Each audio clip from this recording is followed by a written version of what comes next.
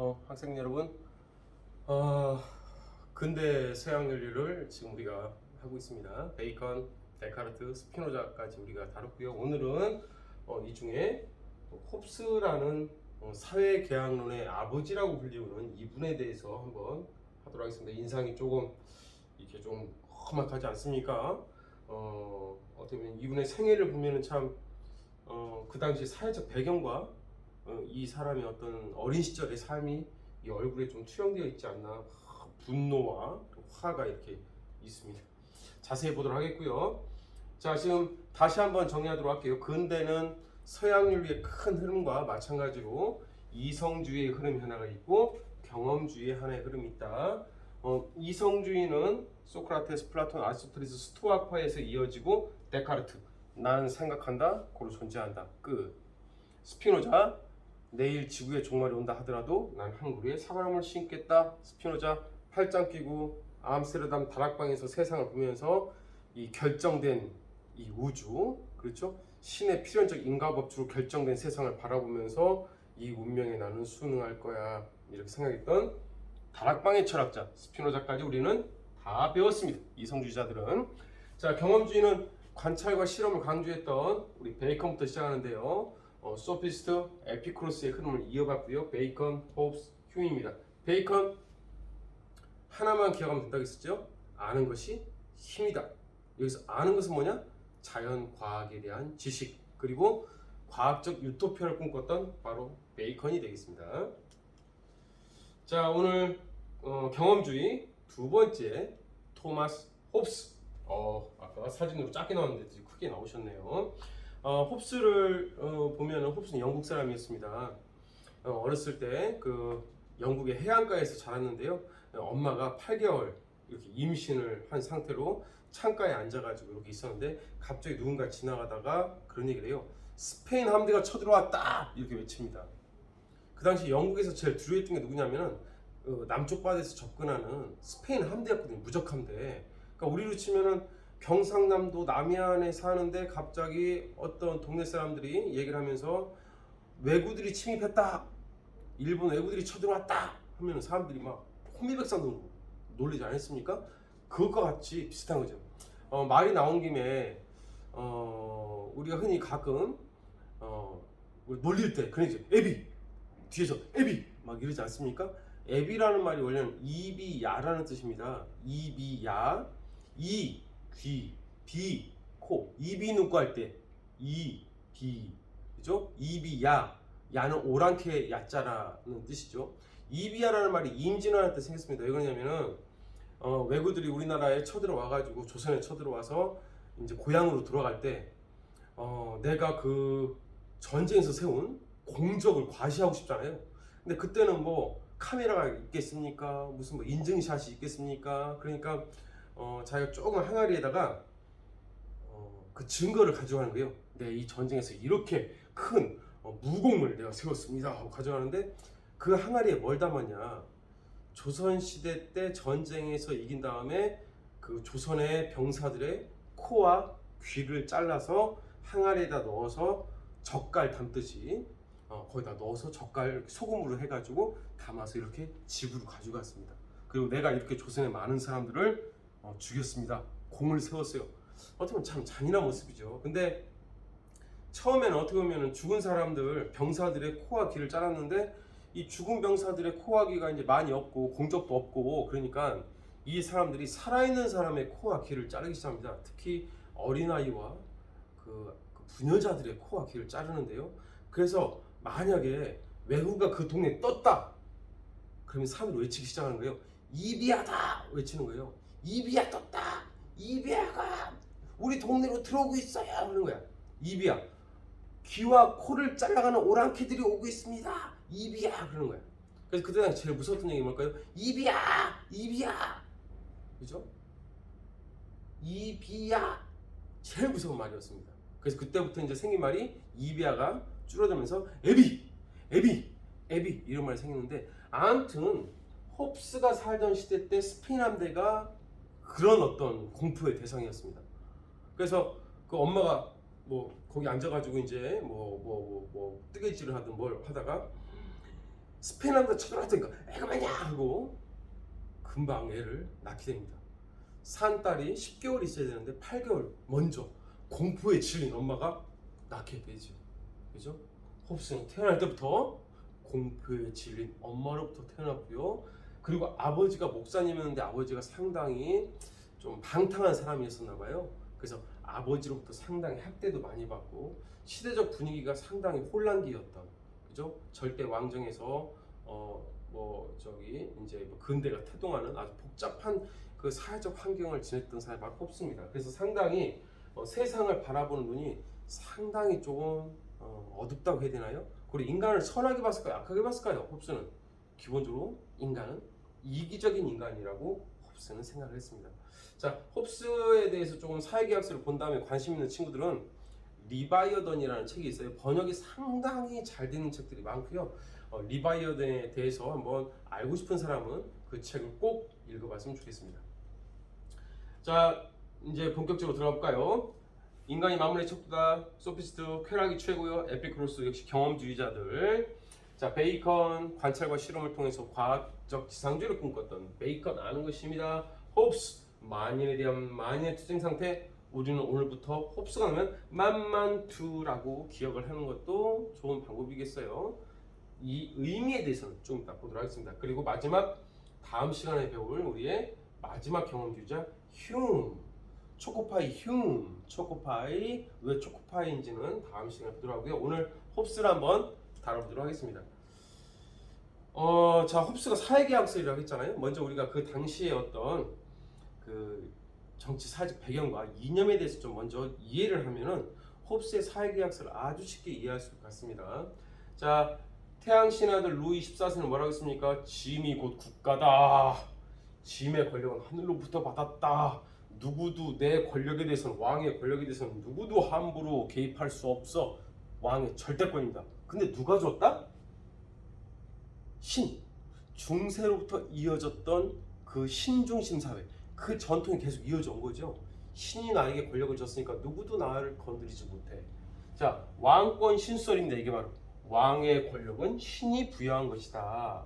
자, 근데 여기에 대한 도전이 드디어 근대 시대 시작이 됩니다. 홉스, 로크, 루소, 몽테스큐에 볼테르 이런 철학자들이 등장하게 되는데요. 그들이 주장했던 바로 사회계약설입니다. 자, 왕권 신설은 뭐냐면 절대왕정 시대 왕의 절대권을 옹호하는 근거가 됩니다. 왕의 권력은 신으로부터 받은 거기 때문에 절대적이고 누구에 대한 그 저항권을 인정하지 않습니다. 왕은 절대적인 나에게 저항할 수 없어. 절대권입니다. 자, 이것은 뭐냐면 바로 신이 이 세상의 중심이라고 하는 신을 전제로 한 사상입니다. 역시 당연히 중세를 그리스도교의 신관이 지배했잖아요. 그렇죠? 그 신이 왕의 권력을 주었다는 겁니다.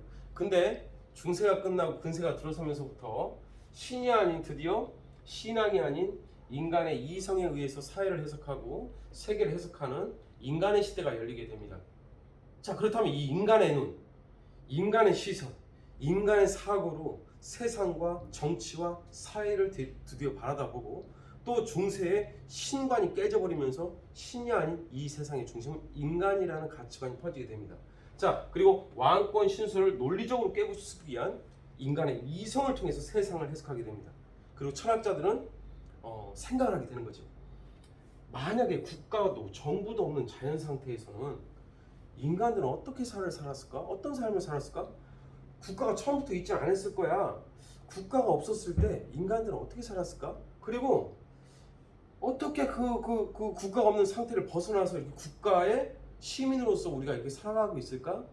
그러니까 국가가 없는 상태로부터 국가가 어떻게 만들어졌는지에 대해서 이성으로 고민을 하고 상상을 하고 그런 시도들이 등장하게 됩니다. 자, 이게 바로 드디어 왕권 신설이 조금씩 깨부셔진 게 왕권이 신으로부터 받은 거라고 한번 고민해 볼까? 자, 이때 찰스 1세가 있었죠. 선생님 작년 찰스였는데 지금 난 까를로스니까 나와 관련이 없는 사람입니다. 자, 찰스 1세가 이제 법원에 서가지고 이제 자신의 입장을 대변하라고 합니다. 잡혀왔어요. 의회파한테 잡혀와가지고 너의 입장을 대변해라. 왕아, 네가 그동안 전쟁이라든가 그런 것 때문에 너무나 종교인들도 박해하고 말이야. 넌 너무나 많은 죄를 졌어. 그러자 찰스 2세가 마지막 변론을 하게 됩니다. 법원에 서가지고 찰스 스튜어트는 법에 나라를 통치하도록 국민으로부터 권력을 위임받았다. 그러나 그는 국민의 권리와 자유를 무너뜨리고 피비린내나는 전쟁을 일으켜 수많은 국민을 죽음에 내몰았다. 이게 바로 이 사람의 죄목이었습니다. 법원의 죄목이었어요. 근데 이 사람이 뭐라고 했냐면 왕의 권한은 신성한 것으로 누구도 침해할 수 없어. 나를 심판할 수 있는 것은 오직 신만이야. 니들이 날 무슨 권리로 지금 법원에다 세운 거야. 너희들은 날 죽일 수 없어. 찰스 1세는 철저한 왕권 신술의 신봉자였습니다. 왕의 권력은 신으로부터 받았다. 영국의 찰스 1세입니다. 자, 그 당시 의회는 별 힘이 없었어요. 왕권이 워낙 강력했고 또 이거를 강화시키기 위해서 엄청난 노력을 해왔기 때문에 찰스 1세에게 있어서 의회는 별것도 아니고 그냥 자문기구, 그냥 의견만 그냥 청취한 기구였습니다. 그때 의회가 권리청원을 제출하게 돼요. 그 내용 중에 뭐가 있냐면 의회 승인 없이 이제는 함부로 세금을 부과하지 마세요. 왕의 권한을 좀 축소시키는 거지. 우리한테 허락받고 세금을 걷으세요. 찰스 1세 기분 좋았을까요? 이 새끼들 봐라, 이 자식들. 그것도 왕의 권력인데 니들이 이 왕권에 도전을 해? 그래서 왕은 그래 니들 말은 받아줄게. 근데 의회 해산해. 무려 11년 동안 의회를 해산시켜버립니다. 의회가 뭐 유명무실화 된 거죠. 그리고 정쯤에는 왕의 권력이 아주 절대권을 휘두르고 있었습니다. 근데 왕이 전쟁을 일으키려다 보니까 돈이 필요해. 근데 뭐라고 돼 있습니까 그때? 의회 승인 없이 과세하지 말라고 했잖아요. 그래서 어쩔 수 없이 전쟁 자금이 필요해서 의회를 다시 소집을 하게 됩니다. 그리고 거기서 이제 의회가 다시 소집되면서 왕의 권력과 의회의 힘을 키우고자 하는 이 두 파 간의 치열한 싸움이라고 결국엔 내전이 일어나게 되는데 왕당파와 의회파의 전쟁이 일어나게 됩니다. 왕당파, 왕의 권력, 의회 권력, 공화주의, 그죠? 1인 지배가 아닌 다수가 지배하는 사회. 왕당파, 의회파 싸움 누가 이겼을까요? 의회파가 이기게 됩니다. 그리고 결국 찰스 1세는 법원에 서게 되고요. 결국 처형을 맞이하게 됩니다. 자, 중세의 왕권 신수설과 절대 어떤 왕의 권력을 강조하던 그런 시대적 배경, 절대 왕정에 있어서는 이런 일은 벌어질 수가 없죠. 그죠? 어떻게 찰스를 법원에 세워놓고 사형을 선고하고 처형을 시키겠습니까? 상상도 못했던 일이 벌어집니다. 바로 이 왕까지도 법을 위반하면은 죽인다라고 하는 입헌군주제죠. 입헌군주제. 오늘 우리가 입헌군주제라고 하는데 이 찰스 1세의 처형의 뒤에는 무슨 사상이 있었냐? 왕의 권력은 하늘로부터 받은 게 아니라 우리 시민들이 임시로 너에게 준 권력이다라고 하는 사회계약설이 영향을 끼치게 됩니다. 우리가 계약은 어떻게 맺는 겁니까? 서로가 서로 주고받는 거잖아요. 계약을 맺는 거예요. 계약을 맺은 다음에 만약에 이제 이거는 오늘 배운 홉스는 약간 아닌데 뭐 사회계약론자 중에 로크 같은 사회론자는 뭐라 했냐면 자 우리가 계약을 맺었어. 그래서 국가를 만들어가지고 국가는 우리를 보호하고 우리는 많은 권리들 너한테 그냥 맡길 테니까 네가 우리만 잘 보호해줘. 그럼 우리가 조금 뭐 우리의 권리가 조금 이렇게 억압받더라도 우리가 참고 인내하고 견딜게. 그래 네가 잘 해줘라. 계약을 맺었는데 만약에 왕이 정부가 국가가 그걸 제대로 못한다고 한다면 계약을 파기하고 바꿔버릴 수도 있다는 거예요. 이 정부를 왕을 교체할 수도 있다는 거예요. 이게 사회계약설에 있어서 로크의 어떤 파격적인 그 사상인데 오늘 우리는 로크까지는 안 배우지만 홉스의 사회계약설에도 약간 이런 뉘앙스의 내용이 있습니다. 아무튼 왕의 권력은 하늘이 아니라 우리가 부여했다. 그리고 이 사건을 통해서 알 수 있듯이 왕의 권력은 우리가 주었기 때문에 다시 우리가 그 계약을 파기하고 왕권을 우리가 회수할 권리가 있다라고 하는 이런 시대가 바뀌게 됩니다. 이해하겠죠? 자, 이런 사회계약론은 절대 왕정에서 공화주의, 민주주의로 발전하게 되는 아주 상당히 큰 변화의 변곡점이 되고요. 중요한 것은 이제는 주권자가 왕이 아니라 국민에게 사회계약을 맺은 국민에게 있다라고 하는 사회계약설의 영향이 받게 됩니다.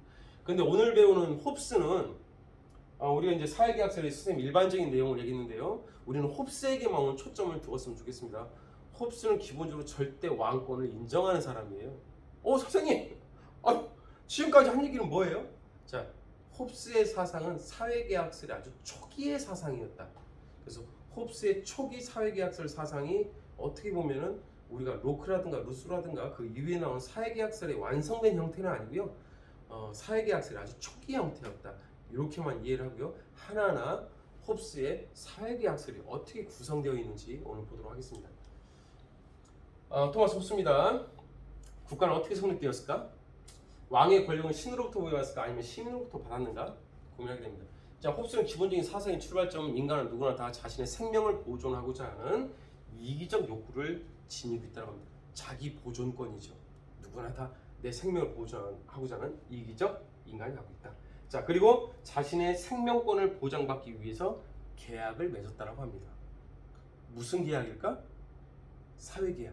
바로 국가와 정부를 만들어서 우리가 그 안에서 복종하자라고 하는 계약을 맺었다는 거예요. 원래는 국가와 정부가 없었어요. 근데 우리가 계약을 통해서 국가를 만들었다는 겁니다. 우리가 국가를 만들었다. 자, 시작해 보도록 할게요. 자, 먼저 인간은 누구나 태어나자마자 기본적인 권리를 다 가지고 있습니다. 우리 이걸 뭐라고 했습니까? 전 세계 모든 사람들은 자연적으로 주어진 권리가 있는 걸 자연권이라고 한다. 사회계약설의 첫 출발은, 모든 사회계약론의 첫 출발은 국가가 없는 상태를 I guess that 가정해 봅니다. 한번. 국가가 없었을 때는 어떤 모습이었을까? 그리고 국가가 없는 상태를 우리 이 친구들은 뭐라고 하냐면 자연 상태라고 부릅니다. 국가가 없는 자연 상태에서 인간은 자신의 권리를 마음껏 누렸겠죠? 마음껏 누렸을 겁니다. 자, 자신의 생명을 보존하기 위해서 자기 보존, 자기 뜻대로 힘을 사용할 수 있는 자유, 그죠? 마음껏 자유롭게 자신의 생명을 보존하기 위해서 자유롭게 살았을 거예요. 마음껏, 그렇죠? 자신의 이성적 판단에 따라서 가장 적합한 조치라고 할 수 있는 어떤 일조차도 다 할 수 있는 자유권, 특히 내 생명을 유지하기 위한 자유권을 마음껏 누리던 상태가 바로 자연 상태였다. 자, 국가가 없었을 때는 아마도, 그럼 자연 상태에서는 아까 뭐라고 했습니까, 쌤이? 자신의 생명 보존을 위해서 마음껏 자유롭게 했는데 모든 사람들이 다 그렇게 살았을 거 아니에요? 자신의 생명 보존을 위해서. 근데 여기서 중요한 것은 인간들 모두가 다 자기 생명을 유지하고 싶은 이기적인 속성을 갖고 있다는 겁니다. 인간은 이기주의자예요. 자, 자기 보존을 하려는 이기적인 인간들이 국가도 없고 법도 없고 규범도 없고 아무것도 없어요. 뭐 정의, 부정의 그런 아무것도 없어요. 그냥 아무것도 없는 상태에서 그냥 자신의 생명을 유지하기 위한 이기적인 인간들이 모여 사는 거예요. 그냥 이기적인 인간들이. 자, 그럼 이기적인 인간들 사이에서 어떤 일이 벌어졌을까? 자연 상태에서는 국가도 없고 법도 없고 규범도 없고 아무것도 없어요. 도덕, 윤리, 법, 국가, 정부 아무것도 없어요. 그럼 이기적인 인간들이 아주 자신의 생명권과 자유를 마음껏 누리면서 살다 보니까 서로 충돌이 일어나겠죠. 이기적인 인간들 사이에. 그러다 보니까 서로의 생명을 위협하기도 하고 죽이기도 하고 아주 증오와 투쟁, 공포와 불안의 상태였을 것이다. 국가가 없는 자연 상태에서 모든 사람들은 두려움에 벌벌 떨면서 살았을 것이다. 왜? 각각 이기적인 인간들 사이에 투쟁과 갈등이 끝도 없이 벌어졌기 때문에. 그래서 홉스의 리바이어던에는 어떤 구절이 있냐면 인간을 자연 상태에서 늑대에 비유합니다. 아주 잘 싸웠을 거라는 얘기죠. 그리고 그 상태가 이 친구 뭐라고 했냐면 그 유명한 말, 만인에 대한 투쟁 상태다. 자연 상태를 한마디로 압축한 뭐냐? 만인에 대한 투쟁 상태다. 모든 사람들과 끝도 없는 투쟁과 갈등과 공포와 두려움 속에서 살았다는 거죠. 자, 리바이어던의 한 구절을 원전을 한번 선생님이 한번 인용을 해봤습니다. 인간은 다른 인간에게 늑대다. 와, 참, 그 선생님이 어디서 한번 그 다운을 받아온 건데요. 상당히 참 표현이 그렇죠. 인간은 인간에 있어서 늑대다. 서로 물어뜯는 관계라는 거죠. 국가가 없는 자연 상태에서는 인간은 인간에 대한 일이었다.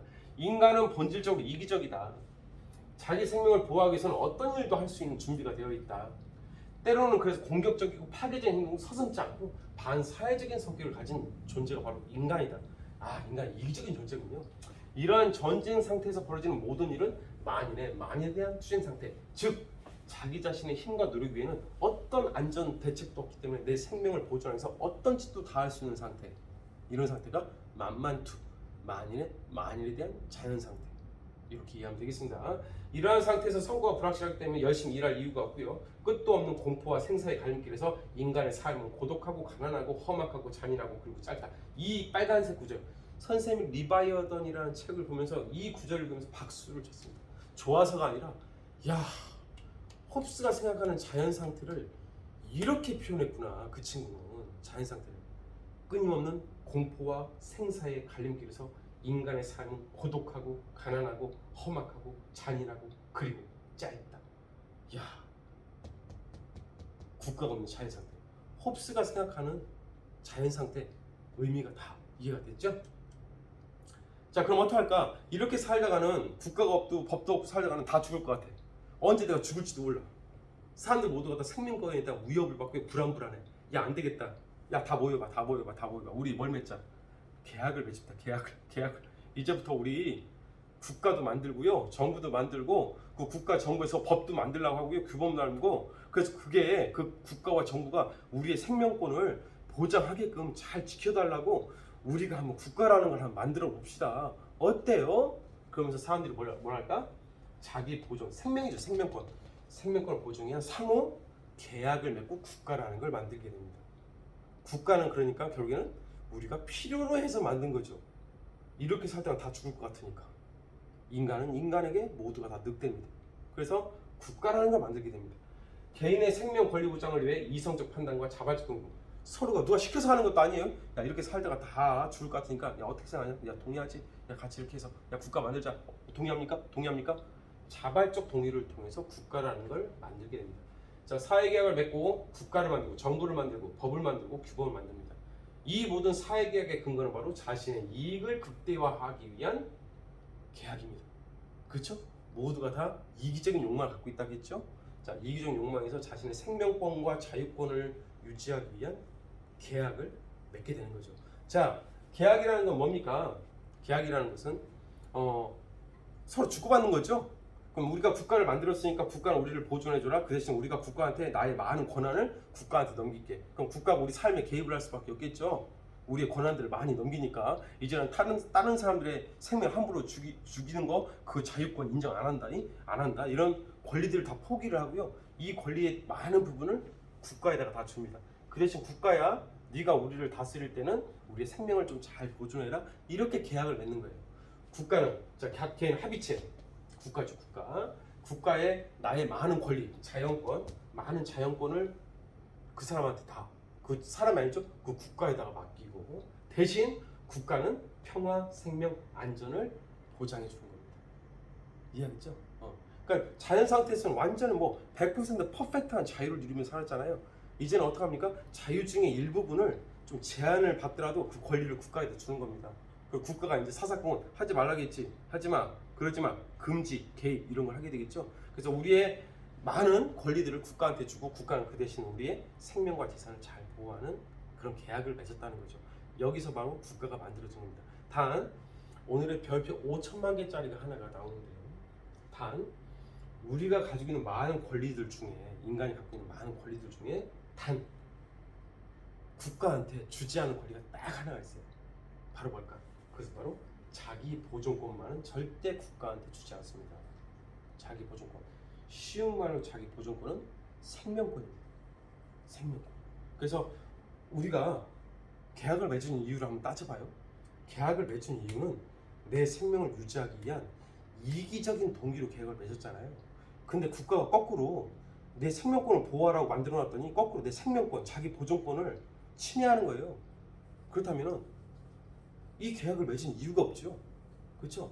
그래서 국가가 우리의 삶에 많은 걸 개입할 수도 있고, 국가가 이제 우리를 이렇게 이렇게 컨트롤하고 통제하고 하지만 절대 뭐만큼 건드리지 못한다? 자기 보존권만큼은 절대 개개인들이 국가한테 이 권리는 절대 주지 않습니다. 이걸 양도라고 하는데요. 절대 주지 않습니다.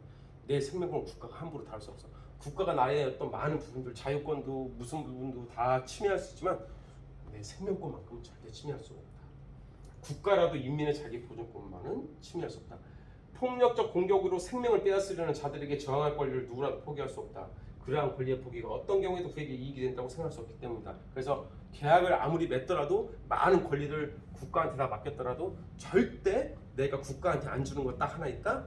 내 자기 보존권, 내 생명권만큼은 절대 안 돼. 그죠? 국가를 만든 이유가 내 생명권을 보호해달라고 만들었는데 국가가 거꾸로 내 생명권을 막 위협해? 안 돼. 그래서 자기 보존권만은 절대 양보하지 않는다. 별표 5천만 개 꼭 기억하기 바랍니다. 자, 사람들이 그럼 상호 계약을 맺었어요. 그리고 자기 보존을 위해서 서로가 이제부터는 계약을 다 맺어가지고 국가가 우리를 다스리는 거야. 옛날처럼 막 망나니처럼 생활하지 않아. 국가가 법도 만들고 규정 만들고 하지마 이건 해도 돼 하지마. 국가가 통제하면서 우리는 그 안에서 이제 국가가 시키는 대로 사는 거예요. 계약을 맺었으니까.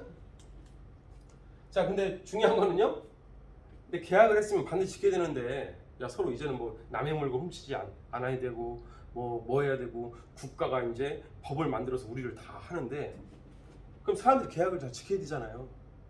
국가가 시키는 거 잘 해야 되잖아요. 근데 처음에 뭐라고 했습니까? 인간은 이기적이라고 했잖아요. 자연 상태에서 이기적인 인간들이 자신의 이익을 위해서 사회 계약을 맺은 거잖아요. 국가를 만든 거잖아요. 근데 국가와 법이 지배하는데도 불구하고 그 계약을 잘 지키지 않는 이기적인 인간들이 분명히 있을 겁니다. 그래서 계약을 통해서 국가도 만들고 법도 만들고 규범을 만드는데 그거를 위반하는 또 이기적인 인간들이 많아요. 그래서 홉스는 여기서 그럼 국가가 어떤 힘을 가져야 될까? 아까 이기적이라고 했었죠? 이기적인 인간들이 자기 자신의 이익을 위해서 계약을 통해서 국가와 법을 만드는데 이것도 잘 안 지켜요. 이기적이라서. 안 되겠다. 그럼 국가가 어떤 힘을 가져야 될까? 강력한 국가가 계약을 파기하는 놈들을 빡 징계하고 다스려야 됩니다. 아주 절대군주, 강력한 절대권을 가진 군주가 그들을 쫙 억압해야 됩니다. 그래야 계약이 유지돼. 이 이기적인 인간들 계약 잘 안 지키지? 절대군주, 강력한 국가가 니들을 싹 계약을 유지하게끔 만들 거야. 그래서 홉스의 사상이 어떻게 보면은 사회계약설이라고 하는 왕권의 어떤 권한을 시민들이 줬다라고 하는 그 부분은 상당히 민주주의가 있지만, 이기적인 인간들이 계약을 해놓고 잘 안 지키기 때문에 절대군주가 반드시 필요하다라고 하는 그 부분에서 사회계약설의 어떤 한계가 좀 느껴진다라고 하는 평가가 좀 있습니다. 절대군주제를 옹호하거든요. 그렇죠? 자, 그래서 이 국가를 이 사람은 뭐라고 하냐? 강력한 국가, 절대군주가 다스리는 강력한 국가, 이 국가를 리바이어던이라고 합니다. 자, 리바이어던이 뭐냐? 뭐 어디서 나왔는데요? 그 성경책에 나오는 괴물 이름이에요. 괴물 이름이 리바이어던입니다. 자, 계약을 맺었으면 반드시 지켜야 한다. 얘들아, 계약을 맺었으면 반드시 계약을 지켜야 된다. 근데 만약에 약속과 계약을 어기면 어떻게 할까? 리바이어던이 싸다고? 이 괴물이 가서 왜 약속 안 지켰어? 왜 해준다고요. 리바이어던이 누구냐? 바로 국가입니다. 강력한 국가. 이 국가가 이기적인 인간들이 계약을 지킬 수 있도록 강력하게 다스려야 된다. 단 절대군주는 뭐만큼 못 건드린다? 인민들, 개개인들 자기 보존권만큼 못 건드려요. 나머지는 다 억압할 수 있어도. 자, 인위적 계약으로 드디어 이제 국가 형성되고요. 국가는 절대 권력을 쥐고 휘두릅니다. 시민은 각 개인의 기본권, 자유, 생명, 재산 등 많은 권리에 대해서 국가한테 맡겼죠. 많은 권리에 대해서 맡겼고요. 시민은 국가와 절대군주에 대해서 철저하게 복종을 해야 됩니다. 자, 국가는 시민의 필요로 해서 우리가 만들어진 수단입니다. 그리고 단 중요한 거, 국가는 절대 권력을 쥐고 있지만 단 하나만큼 못 건드린다. 그게 바로 뭐다? 자기 보존권이다. 자기 보존권이다. 그렇죠? 생명권. 쉽게 얘기하면 생명 보존권입니다. 생명 보존권. 자, 뭐 여기서 뭐 생명권이야 뭐 타인의 생명을 뭐 죽인다든가 타인의 생명을 모한다든가 이런 자유권, 생명권을 의미한다면 이것은 나 자신의 생명권이에요. 나 자신의 순수한 생명권, 자기 보존권만큼은 절대 국가라도 침해할 수 없고요. 국가가 만약 제 역할을 못한다면 국가의 권위가 약화되고 심지어 국가에 대해서 시민들이 저항할 수 있는, 제한적으로, 극히 예외적으로 국가가 내 자기 보존권, 생명권을 침해할 경우에만 극히 예외적인 저항의 조그만 가능성만을 얘기하고 있습니다. 홉스는 그때만 저항할 수 있다. 그때만. 그래서 홉스가 전반적으로 국가에 대한 저항권을 모두 인정하지는 않았어요. 극히 제한적으로 아주 예외적인 상황이 자신의 생명권을 침해하는 경우만 저항할 수 있다라고 극히 작은 예외권을 인정하는 게 바로 홉스가 되겠습니다. 자, 리바이어던이라고 하는 책 아까 선생님이 했었죠. 리바이어던은 성경책 욥기에 나오는 괴물인데요. 국가가 저런 괴물의 모습을 띠어야 된다. 표지가 되겠습니다. 표지. 자, 오른손에는 칼을 들고 있고 왼손에는 지팡이를 들고 있네요. 칼은 세속의 권력, 지팡이는 종교, 교회의 권력, 모든 것들을 다 절대 군주가, 그죠? 세속의 권력과 교회의 권력을 내가 다 쥐고 있다. 이런 모습입니다. 그리고 어떻게 합니까? 이 거인이 자이언트가 마을을 내려다보고 있죠. 내가 니들을 통제한다. 그죠? 사회계약을 통해서 우리 약속했으면 모든 거 법대로 잘 지켜야 된다. 보고요. 이 표지의 아주 독특한 부분은 뭐냐면 이 사람의 몸에 보면은 이게 다 사람들의 얼굴이 붙어 있어요. 얼굴. 그럼 왕의 몸, 왕의 권력은 누구로부터 나왔다? 각각 시민들로부터 나왔다라고 하는 이것을 표지로 이렇게 만든 게 바로 홉스의 리바이너입니다. 자, 거대한 인간이요 도시를 구워보고 있고요. 인조인간의 몸통 전체가 수많은 사람들로 이루어졌다. 자, 이것은 뭐냐? 백성들의 동의를 얻은 국가에 의해서 나라는 통치되어야 하고요. 개인들의 의지를 절대적인 권력을 가진 군주에게 우리의 권리를 다 너에게 넘겨줄 테니까 너희는 우리를 잘 생명과 이런 것들 잘 다스려라. 단 뭐만큼 침해하면 안 된다? 자기 보존권, 생명권만큼은 국가가 절대 침해할 수 없다. 아무리 강력한 국가일지라도 예외 하나, 자기 보존권. 자, 홉스의 사회계약서는요, 왕의 권력은 시민의 계약으로부터 나왔다라고 하는 왕권 친수를 빡 쳤고요. 또한 시민들의 계약은 누가 강요해서가 아니라 자연 상태에서 우리들이 원해서 맺었다라고 하는 자발적 동의를 통해 맺었다는 것. 그래서 홉스의 사회계약서는요, 국민으로부터 권력이 시작됐다는 거, 민주주의의 영향을 상당히 많이 주게 됩니다. 단 아까 얘기했듯이 사회계약서 중에 홉스의 사상의 한계는 이런 과정을 통해서 국가와 왕과 정부가 만들어졌지만 결국에는 누가? 절대 군주가 강력한 권력을 쥐고 있다. 그래서 홉스에게 따르면 이 나라의 주권, 절대권은 왕에게 있다. 이렇게 절대 군주를 옹호하는 결론으로 나간다라고 하는 약간의 한계점이 있습니다. 하지만 이 국가와 정부와 이런 것들을 시민이 만들었다는 데에서 우리는 민주주의와 국민 주권 이런 내용을 발견할 수가 있고요. 어떤 한계점을 분명히 갖고 있는 사상이라는 생각이 듭니다. 자, 마지막 이거는 뭐 그냥 여러분 뭐 편하게 보면 되겠어요. 홉스는 아까 인간의 이기주의라고 했잖아요. 이런 내용이 있습니다. 너는 왜 거지에게 돈을 주었니? 도와주면 내 기분이 좋으니까. 선악의 판단 기준, 욕구 충족도. 이거 중요하지 않습니다. 그냥 이렇게 이해를 하세요. 사람들은 왜 착한 일을 할까? 그게 나의 이익이 되니까. 이기적인 윤리적 이기주의입니다. 이 내용이 그냥 팁으로 간단히만 이해를 하고요. 메인은 홉스의 사회계약서를 이해하는 게 되겠습니다. 자, 마지막 요것으로 이번 시간 한번 마무리 한번 해보도록 할까요? 아까 그 만만투 자연 상태에서 이기적인 인간들이 치고받고 막 싸우고 막 그렇죠? 막 생명에 위협받고 그러니까 야 이렇게 하다가 다 죽을 것 같은 거 사회계약을 맺었다고 했잖아요. 그 내용이 착안해서 쌤 요걸 한번 준비를 해봤습니다. 메르다 이탈리아어라서 발음이 좀 그러네요. 메르다 그 아티스타? 모르겠습니다. 뭐 콘테누테또 넷또 GR 30 컨저베이션 컨저밭 알 내추럴레 뭐 이게 내용들이 쭉 있네요. 1961년 뭐 몇 월 며칠 나오는데 이게 통조림이에요. 통조림 예술 작품입니다. 이 속에 뭔가 있대요. 이 속에 뭔가 있고요. 이탈리아의 유명한 정말 작가가 아버지가 통조림 회사를 공장을 하고 있는데 통조림에 착안해가지고 이 속에다가 뭐를 넣어서 총 90개의 아주 독특한 예술 작품을 만듭니다. 아티스트는 예술가죠. 메르다가 뭘까요? 이탈리아 말로. 이 속에 뭔가를 넣고 밀봉을 한 다음에 사람들한테 90개를 팔았어요. 자, 한번 볼까요? 만촌이라는 이 화가는 90개의 저 케이스에 통조림에 자신의 무엇을 30g씩 딱딱딱 90통에다 담았습니다. 30g씩 담고 4.8, 6.5cm의 각국 언어가 씌어진 각국 언어, 이탈리아어, 뭐 독일어, 뭐 영어 이런 식으로 라벨 작업을 해서 붙였습니다. 그리고 딱 한정판 90개를 딱 했고요. 거기에 뭐라고 되어 있냐면 예술가의 뭐 메르다 예술가 메르다 30g 신선하게 보존되어 있음 1961년 5월에 생산되었음. 그때 판매 가격 37달러가 되어 있습니다. 한 4만 원 돈 되겠나요? 그렇죠? 이렇게 파는데 불티나게 팔렸습니다. 90개가 순식간에 한정판 끝나고 있어요. 메르다가 뭘까요? 예술가의 이 뭘까요? 30g이 신선하게 저 속에 보존되어 있대. 뭘까요? 똥입니다. 똥. 만춘이가 자신의 응가를 30g씩 조금씩 다 담아서 90개에다 분리를 한 다음에 그걸 판매를 합니다. 뭐를? 통조림만에 똥을, 응가를.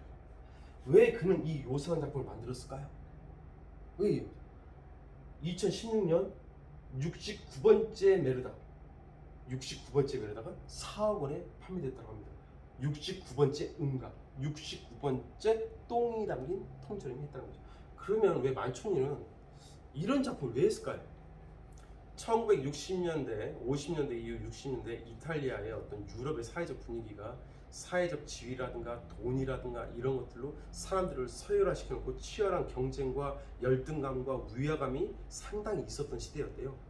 메르다는 이런 사람이 어떤 외적인 가치로 서열화되고 차별당하고 멸시당하고 무시당하는 사회를 비판하고 싶었던 거예요. 근데 비판하고 싶었는데 그 표현할 방법이 없었어요. 그래서 이 세상에서 제일 쓸모없고 더럽다라고 하는 이거조차 나름대로의 가치가 지닌다라는 생각으로 자신의 응가, 제일 쓸모없고 버려지고 그죠? 더럽다라고 생각하는 똥을 예술 작품으로 만들고 똥조차도 나름의 가치를 지닌다는 것들을 표현하고 싶었던 게 바로 이 작품입니다.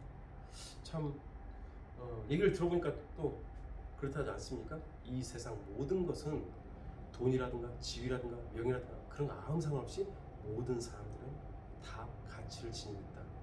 그렇죠?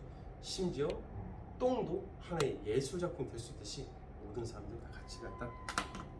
오늘 여기까지 하도록 하겠습니다. 여러분 고생하셨고 오늘 홉스의 리바이어던 사회계약설 꼭 기억하기 바랍니다. 수고했어요.